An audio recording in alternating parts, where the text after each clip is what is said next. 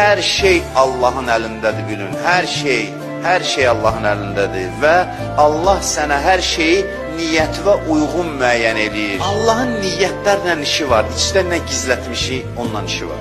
Nə gizlətmisən qəlbində, Allahın diqqət mərkəzində sənin qəlbindir.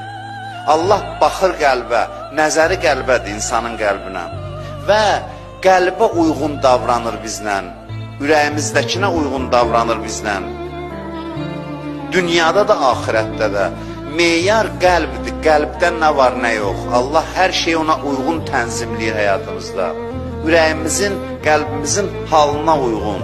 Ona görə bir adamın qəlbində bir dəyişiklik baş verirsə, bu çox mühüm hadisədir göylərdə, Allahın nəzərində.